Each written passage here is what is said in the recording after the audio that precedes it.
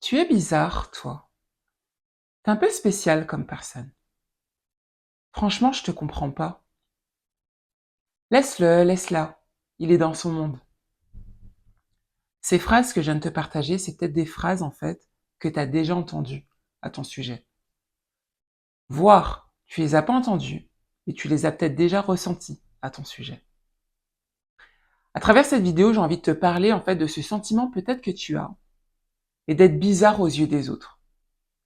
Mais spoiler, dans cette vidéo, je compte pas te partager en fait du contenu pour te dire peut-être pourquoi les autres pourraient penser que tu es une personne bizarre ou encore pourquoi toi, tu as l'impression d'être bizarre aux yeux des autres. Sauf erreur, j'ai déjà créé un contenu qui va plus se rapprocher de ça. Si tu ne l'as pas vu, je vais mettre le lien au-dessus de cette vidéo pour que tu ailles regarder en fait cette vidéo directement. Mais là, dans cette vidéo, moi, mon intention, c'est plutôt en fait de me centrer sur toi. Toi, le sentiment que tu as peut-être par rapport à ce que tu ressens et ce que on te renvoie de l'extérieur. Avant de rentrer dans le vif du sujet, si tu ne me connais pas, eh ben écoute, bonjour et bienvenue à toi sur cette chaîne. Je m'appelle Stéphanie et je suis coach certifié. Et mon intention avec cette chaîne YouTube, c'est de créer du contenu uniquement pour les personnes qui sont discrètes, pour les aider en fait à avoir confiance en elles, afin que vous puissiez développer votre plein potentiel. Donc comme dit précédemment, je vais me centrer sur toi à travers cette vidéo par rapport au sentiment que tu as, d'avoir l'impression en fait d'être bizarre aux yeux des autres. Et je vais commencer en fait par te poser une question. Cette question c'est pourquoi ce que les autres peuvent penser de toi te blesse? Quand je te pose cette question, je tiens à te dire que je te la pose en totale bienveillance et sans jugement. Mais pourquoi ce que les autres pensent de toi te blesse? Ta réponse, en fait, peut-être, je te la pose là, peut-être que tu te dis, bon, bah, c'est normal qu'en fait, que ça me blesse parce que, bah, c'est dur à entendre ce genre de choses. C'est dur, en fait, d'être peut-être vu comme ça, bizarre pour les autres. C'est pas facile, c'est pas agréable, etc. Ou peut-être que tu te dis, ben, je comprends pas, en fait, pourquoi on m'aime pas. Je comprends pas, en fait, pourquoi on pense que je suis bizarre, etc. Ou peut-être même que tu te dis, bah oui, je sais que, voilà, je suis pas comme les autres, euh, et ouais, c'est pas facile, je suis pas comme les autres et voilà. Donc toi-même en fait, t'as peut-être ces pensées-là de toi en fait. Pourquoi je te pose ces questions-là? C'est parce que indirectement, le fait que ça te blesse, c'est aussi par rapport à ce que toi-même tu penses de toi en fait. Déjà, je vais te partager deux choses. La première chose en fait, c'est que tu ne peux pas contrôler les autres. Tu ne peux pas contrôler les pensées des autres. Tu ne peux pas contrôler en soi les croyances des autres. Peut-être que les autres ont des croyances à ton sujet, justement, peut-être que voilà, t'es bizarre un peu comme personne. Euh, tu ne peux pas contrôler en fait le comportement des autres et tu ne peux pas contrôler, par exemple, également, les éléments qui sortent de la bouche des autres, en fait. Par contre, tu es en mesure, toi, de contrôler en fait euh, tes pensées par rapport à ce que peut-être les autres disent de toi. Si par exemple, justement, quelqu'un dit que tu es bizarre, qu'est-ce que toi tu penses en fait par rapport à ça? Tu peux contrôler également tes réactions par rapport au comportement des autres. Comment tu réagis en fait face à ça. Ça déjà, c'est la première chose que j'ai envie de te dire. Il y a des choses que tu ne peux pas contrôler, en tout cas vis-à-vis de l'extérieur, mais il y a des choses que tu peux contrôler par rapport à toi. Et la deuxième chose en fait que j'ai envie de te dire, c'est que quand quelqu'un par exemple a peut-être des mots blessants à ton sujet, des attitudes pas agréables, des comportements qui sont pas forcément sympas, etc. Ça vient pas dire quelque chose sur toi, ça vient dire quelque chose sur la personne qui est face à toi. Je me répète, quand quelqu'un en fait agit indirectement de manière désagréable avec toi, ça vient pas dire forcément quelque chose sur toi, ça vient dire quelque chose sur la personne qui est face à toi. Je m'explique. Cette personne, tu ne lui as rien fait de mal. Cette personne, en fait, ok, peut-être que tu ne lui plais pas. Peut-être que ta manière d'être la dérange. Peut-être que voilà, ton fonctionnement n'est pas raccord avec elle. Ça, c'est entre elle et elle. Et une personne à qui tu n'as pas fait toi directement du mal et qui ne t'apprécie pas par rapport à ta façon d'être, c'est pas à toi indirectement de te remettre en question et de douter. C'est cette personne face à toi à qui tu n'as rien fait, indirectement, qui devrait plutôt se remettre en question, parce que tu as le droit d'être comme tu es. Je vais pas forcément trop rentrer dans le détail, parce que je vais en parler un peu après. Mais en clair, ça vient pas dire quelque chose sur toi, qu'on te juge, qu'on te dit quelque chose. Ça dit quelque chose sur la personne qui est face à toi. C'est elle qui juge. C'est elle, en fait, qui envoie peut-être des paroles qui te sont désagréables. C'est plutôt elle qui t'envoie des paroles qui te sont désagréables. J'ai un peu bouffé mes mots. Donc ça, déjà, c'était les deux choses que je voulais te dire. Maintenant, j'ai encore une question pour toi. Est-ce que toi, tu te trouves bizarre? Parce qu'en fait, c'est là l'élément le plus important. Qu'est-ce que toi, tu penses de toi? C'est vraiment ça, pour moi, la pièce maîtresse, indirectement. Je pense également, en fait, que parfois, il y a certaines choses qui peuvent nous faire du mal au fond, parce que nous-mêmes, il y a des choses pour lesquelles on n'est pas forcément raccord avec nous-mêmes. Par exemple, si tu as l'impression que on te trouve bizarre ou peut-être même on t'a déjà fait des réflexions et peut-être ça te touche, est-ce que toi-même, tu es OK avec l'image que tu renvoies? Par exemple, beaucoup de personnes qui vont être touchées par rapport à ça, des fois c'est inconscient, mais elles-mêmes, elles n'aiment pas en le fait d'être une personne discrète, le fait d'être à l'écart, le fait de ne pas savoir en fait avoir autant d'aisance que d'autres personnes, le fait de ne pas euh, pouvoir une facilité de parler en public, etc., etc. Donc, quand on leur renvoie ce sentiment-là d'être bizarre, indirectement, c'est déjà une croyance qui était à l'intérieur, en fait. C'était peut-être déjà quelque chose que toi-même tu pensais de toi. Pas forcément que tu étais bizarre, mais que ton attitude n'était pas adaptée, que ton fonctionnement n'était pas intéressant, que ta manière d'être, en fait, c'était nul. Peut-être que c'est ce que tu penses de toi. Et en fait, que quand quelqu'un te renvoie, non mais t'es bizarre, en fait, peut-être que toi-même, tu te dis, mais en fait, moi, je suis peut-être bizarre, en fait. Pourquoi je te dis ça? Parce qu'en fait, il y a beaucoup de personnes qui savent, qui ressentent que de l'extérieur, elles sont bizarres pour les autres. Et il y a certaines personnes qui vivent bien avec ça. C'est ma pensée, c'est ma croyance, mais je pense que, et après aussi pour avoir échangé avec certaines personnes, pour qui ça fait ni chaud ni froid indirectement, moi je pense que ce qui fait que ces personnes, les paroles des autres, ne les touchent pas autant, c'est parce que ces personnes, elles ont quand même une haute estime d'elles-mêmes. Elles s'apprécient, en fait. Pour te faire comprendre ça, je vais te parler un peu de moi. Je parle pas souvent de moi, ça m'arrive parfois. Très rapidement. Moi, depuis jeune, et même encore adulte, j'ai souvent eu ce sentiment d'être bizarre pour les autres. Parce que jeune, je parlais pas beaucoup, j'étais dans ma bulle. Pour les autres, eh ben, justement, c'était pas normal, c'était bizarre que je sois toujours à l'écart, que je sois pas bavarde, que en fait pour les autres, en fait, c'était bizarre, mais tout simplement parce que pour eux, j'étais pas sociable. Et adulte, c'est juste que oui, euh, ceux qui ne me connaissent pas, bon bah vont comprendre que pour eux, c'est peut-être de l'insociabilité.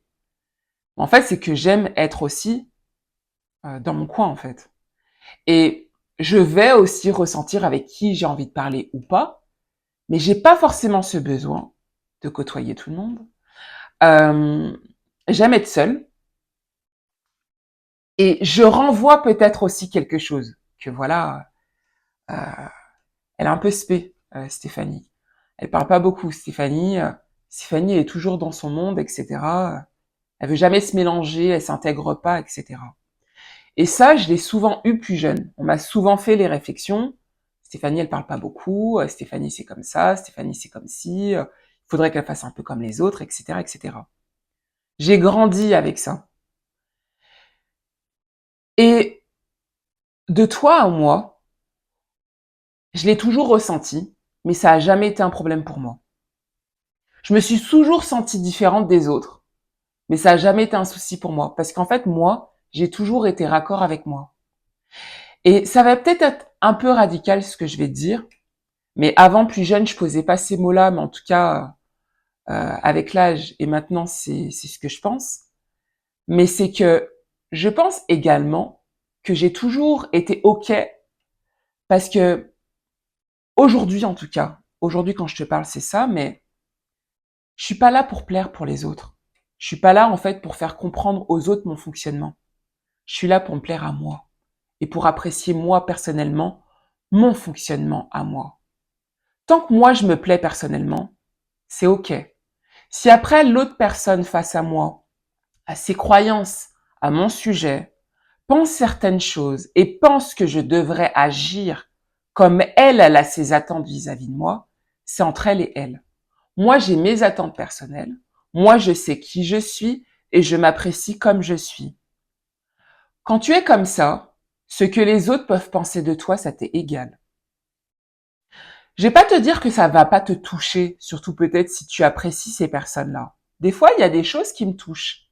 Mais indirectement, je vais prendre de la distance avec ça parce que je vais me dire, ça, c'est l'attente de la personne. Mais est-ce que moi, c'est comme ça que j'ai envie d'être? Est-ce que c'est OK pour moi? Si ça l'est pas, je mets de côté. Et en fait, pour moi, elle est là un peu la différence, c'est qu'une personne, indirectement, où ça va vraiment impacter, c'est à mon sens qu'il y a quelque chose à travailler au niveau de l'estime de soi. Justement, on va en rentrer un peu plus dans les détails, parce que maintenant, j'ai envie de te partager aussi quelques clés, quelques conseils, si justement ce sentiment-là, était quelque chose de problématique et gênant pour toi. Mais déjà, j'ai envie de te dire quelque chose, en fait, c'est que, dans le général, pareil, c'est mon sentiment, mais dans la société, en fait, le mot bizarre équivaut à différent. En fait, quand j'entends des fois des gens dire, mais elle est un peu bizarre cette personne, elle est un peu spéciale. En fait, c'est que cette personne, elle est différente de la majorité. Cette personne n'agit pas en fait comme la plupart des personnes qui sont dans le groupe, en fait. Tu n'as peut-être pas le même fonctionnement que la majorité des personnes qui se trouvent autour de toi. Tu n'as peut-être pas forcément les mêmes centres d'intérêt des personnes qui sont autour de toi. Tu n'as peut-être pas forcément les mêmes comportements, les mêmes euh, attitudes des personnes qui se trouvent autour de toi. Et de ce fait, on va dire que tu es bizarre. En clair, c'est comme s'il y avait un groupe de 10 personnes, et sur ce groupe de 10 personnes, tu es la seule personne à ne pas agir comme le groupe de 10 personnes. En soi, on est tous différents. Je l'ai souvent dit sur cette chaîne, mais c'est comme ça dans la société, dans le monde. Il y a des groupes quand même qui font que les gens se ressemblent. Sur cette chaîne, on est plus de 1000 aujourd'hui, et j'en suis ravie. Si t'es pas abonné, abonne-toi, puisque je partage du contenu que pour vous aider, vous, les personnes discrètes.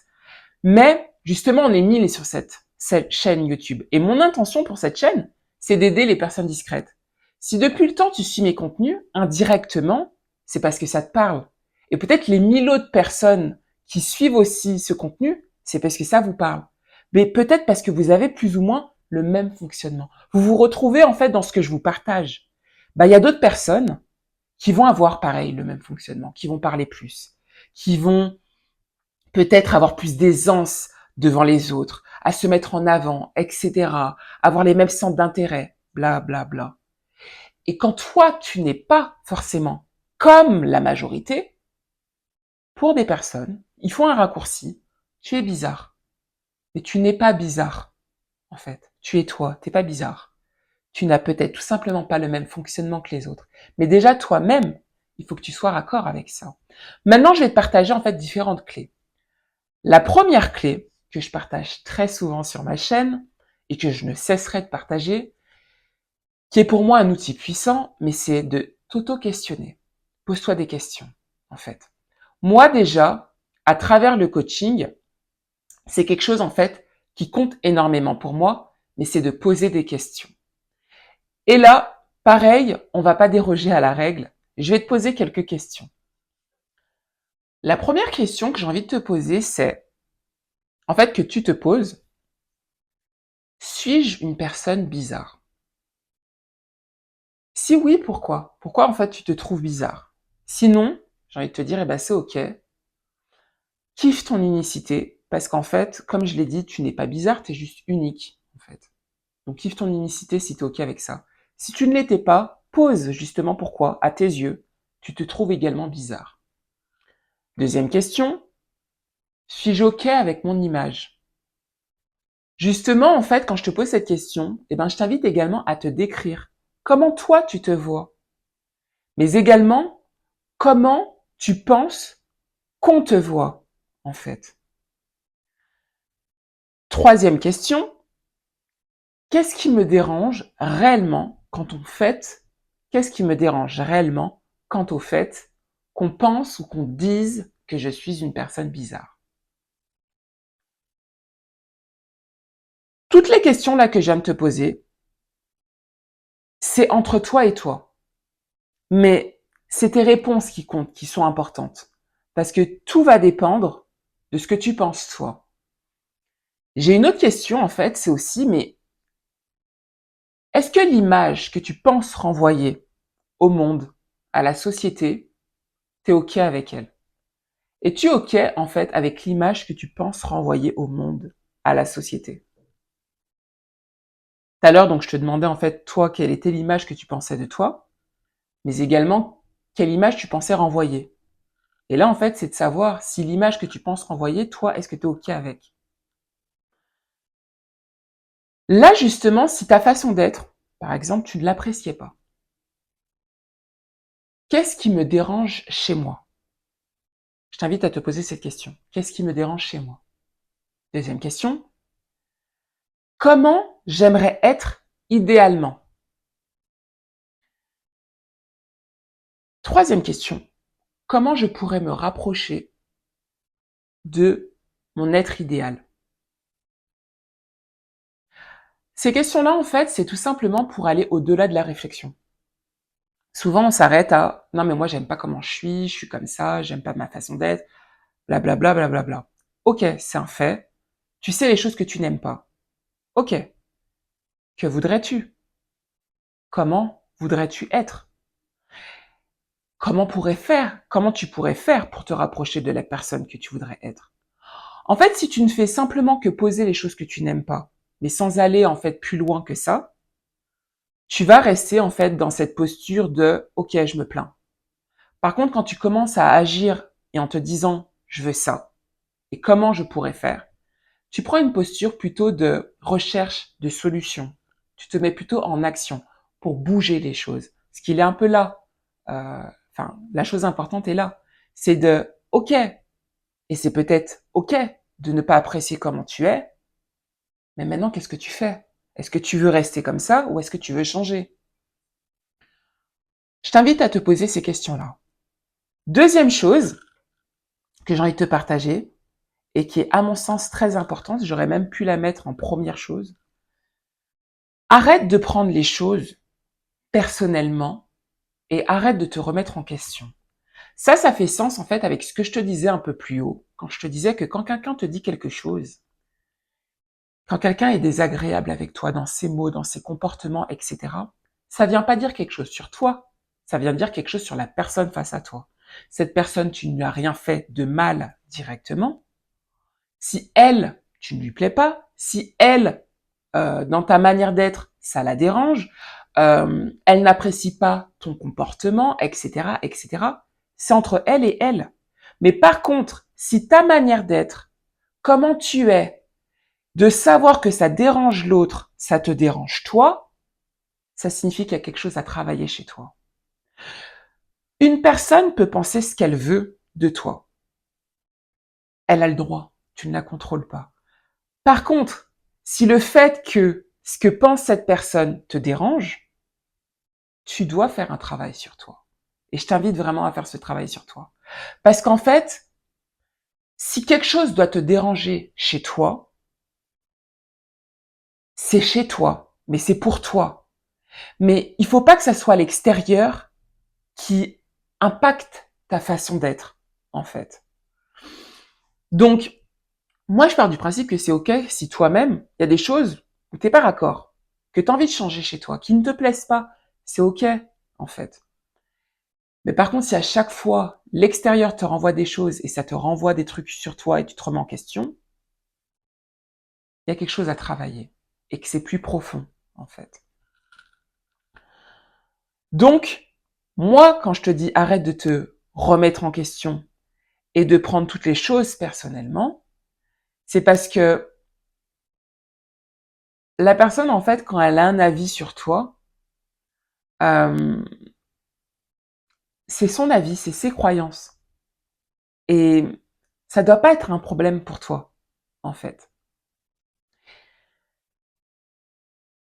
Mais bref, ça va faire peut-être sens avec le troisième point que je te partage maintenant. Le troisième point, justement, c'est investis sur toi. Investis sur toi.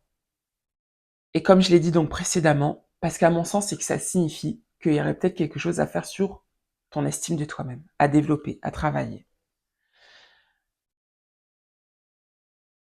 Pour moi, c'est mon avis, mais quand on est très souvent touché, c'est parce que indirectement, notre estime de nous-mêmes n'est pas assez musclée. Tu ne t'estimes pas assez. Il y a quand même quelque chose à chaque fois qu'on te dit qui te touche, en fait. Pourquoi? Pourquoi ça te touche autant, en fait? Investir sur soi, ça peut être de différentes façons. Tu peux investir sur toi là, comme, par exemple, comme tu le fais en consultant, en regardant des vidéos, du contenu, ça soit donc par des vidéos, donc YouTube, etc. Tu peux aussi investir sur toi en regardant, enfin, en lisant des livres. Tu peux aussi investir sur toi en écoutant des podcasts, en écoutant du contenu. Ça peut t'aider. Mais le but, en fait, c'est pas simplement de regarder et d'écouter. C'est regarder, écouter, mais appliquer. C'est ça quand t'investis sur toi. Si tu ne fais que écouter les conseils et les clés, mais tu ne fais pas, en fait, peut-être les éléments qui te seront partagés, tu restes au même point, en fait. Parce que tu as de la connaissance, mais le changement se fait quand ta connaissance, tu l'appliques. Sinon, c'est juste de la connaissance. Et ça va pas forcément faire par la suite un changement.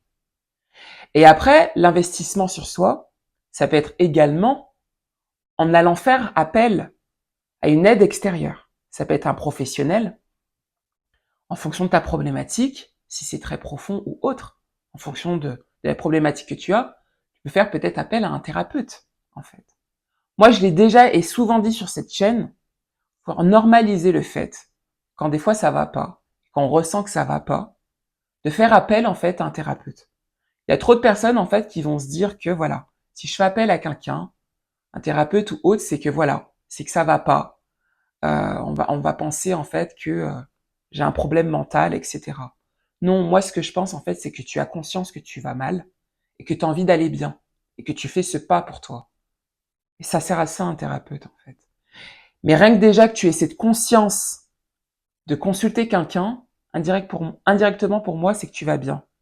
C'est parce que tu as conscience que tu vas pas très bien et que tu veux que tu veux aller bien. Donc ça va paraître un peu contradictoire, mais pour moi, justement, quelqu'un qui a conscience que ça va mal, quelqu'un qui a la conscience, eh ben, pour moi, au fond, c'est quelqu'un qui va bien. Parce qu'elle sait qu'en fait, au fond d'elle, elle devrait aller mieux. Donc, elle se fait aider. J'espère que je suis un peu plus claire. Donc, ça peut être par l'aide d'un thérapeute ou ça peut être, par exemple, avec un professionnel dans l'accompagnement, tel qu'un coach. Donc, comme je l'ai dit au début de cette vidéo, moi, je suis coach certifié et justement, j'accompagne uniquement les personnes qui sont discrètes. Très souvent, justement, en lien au volet de confiance en soi, euh, d'affirmation de soi, etc. On travaille obligatoirement, de toute façon, avec moi, l'estime de soi.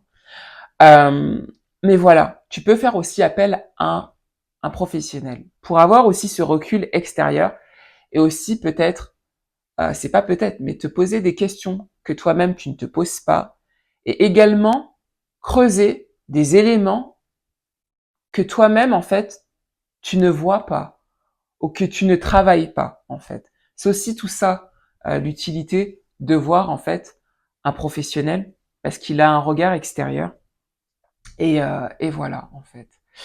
Donc si déjà les éléments que je t'ai partagés à travers cette vidéo te parlent, n'hésite pas en fait à liker cette vidéo, à partager cette vidéo, à commenter cette vidéo si tu voudrais me faire part de certaines choses.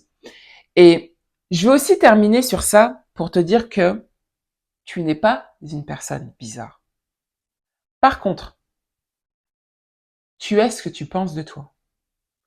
Donc si tu penses que tu es une personne bizarre, tu as raison. Tu es une personne bizarre. Si par contre tu penses que tu n'es pas une personne bizarre, tu as raison. Tu n'es pas une personne bizarre. Tu es vraiment ce que tu penses de toi. Et c'est ça le plus important. Les autres peuvent avoir un avis sur toi, mais toi, quel est ton avis sur toi-même? Voilà. Voilà ce que je voulais te partager à travers cette vidéo. N'hésite pas à me commenter si tu aurais des choses à me dire. N'hésite pas à t'abonner. Vous êtes plusieurs à suivre mes vidéos, mes contenus, pour que cette chaîne puisse justement aider de nombreuses personnes discrètes et que moi aussi, je sois en mesure de continuer et de vous aider encore plus. N'hésitez pas à liker le contenu, n'hésitez pas à partager le contenu et n'hésitez pas à vous abonner et à activer la cloche des notifications pour être informé de l'apparition des prochaines vidéos. Je vous dis merci en tout cas si vous avez regardé la vidéo jusqu'au bout et à la prochaine dans une nouvelle vidéo. Bye.